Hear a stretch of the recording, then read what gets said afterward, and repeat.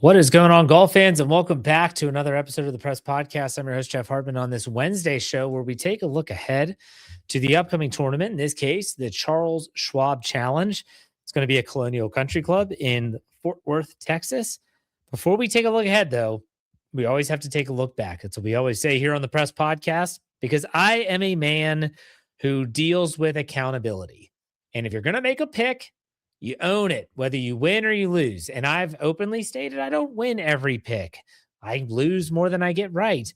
But in golf gambling, it's all about finding those unique advantages that you have and taking advantage of them. And I think this season I've done a much better job put it that way, of actually tracking some of this stuff and seeing some success with it. So let's take a look back. The CJ Cup Byron Nelson at TPC Craig Ranch.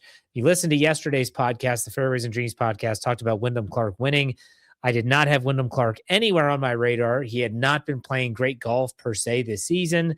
Hadn't won since 2024. Yeah, he wasn't on my radar.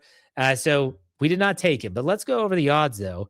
Last week, Scotty Scheffler was plus 170. That's right. You heard that correctly. Plus 170. Siwoo Kim plus 1,275.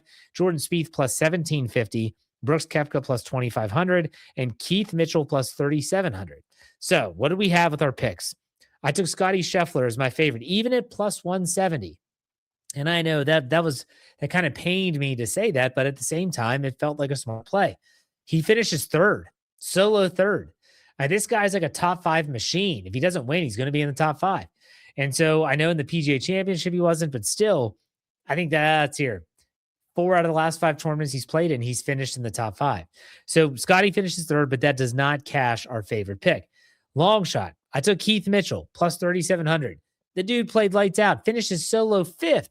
So no, we still have our drought of not getting a long shot play to hit, but Keith Mitchell plays really well. We're going to hear more from him here in a second. My top 5 plays from last week. I had Siwoo Kim at plus 210. So him to finish top 5 was greater than Scotty Scheffler to win outright. And I took Siwoo Kim plus 210. He finishes solo second. We cashed that pick. I also took Scotty at minus 265. Now, granted, you got to bet a lot of money to win some, but still, if you did, even minus 265, you win, and we cash that because he finished solo third. So we get both of our top 5 picks correct. That is tough, but we did it. Now let's go to top 10. I was really hoping that there was at one point heading into Saturday, it looked like I could have a sweep here with these picks. And I was giddy. I was falling like, man, this is incredible.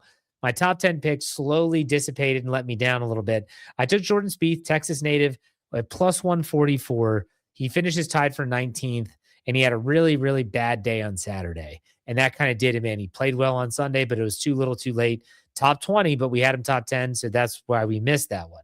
I took Brooks Koepka, plus 205. Brooks, again, struggled a little bit on the weekend, finished tied for 14th.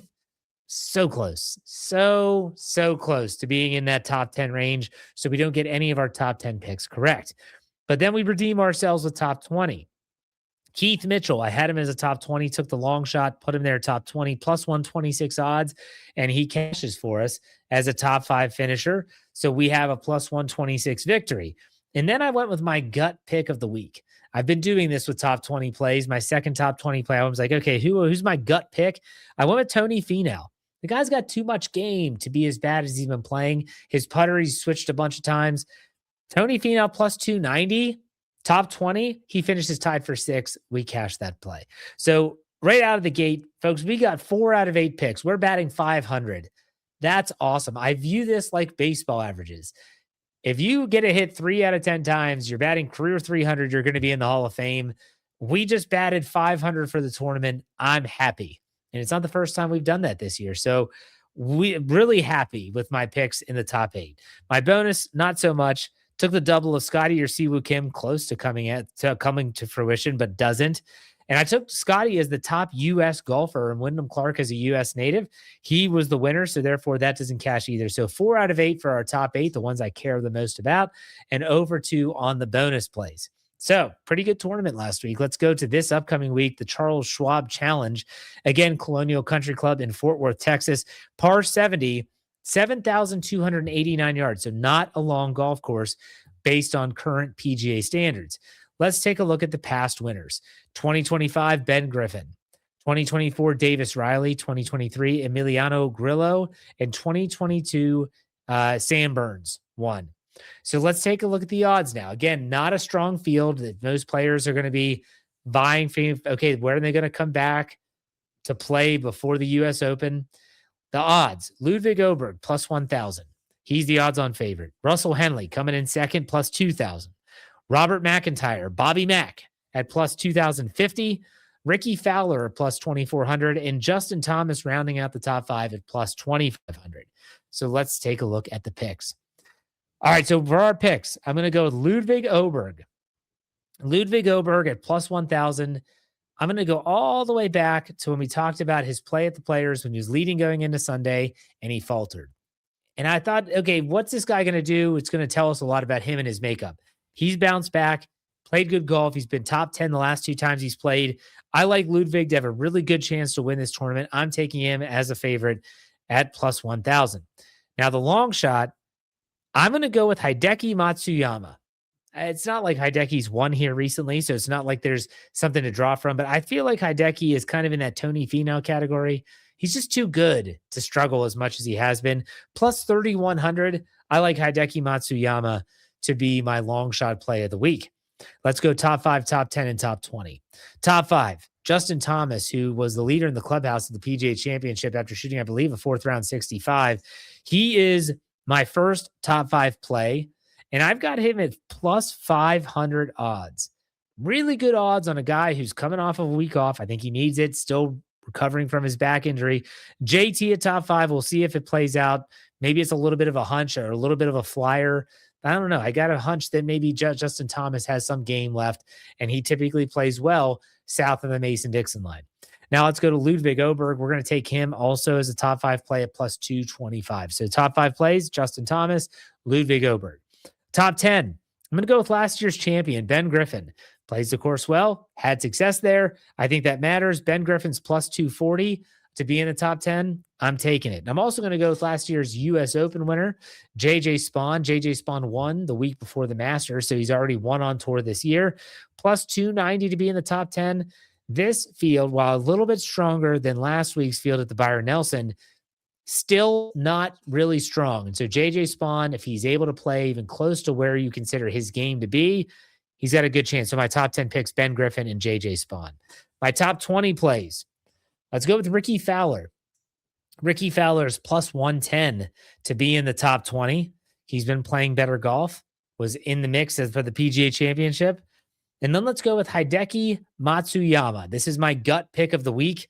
Hideki at plus 134 to be in the top 20. I've obviously taken him as my long shot. I do like his game and how it's trending.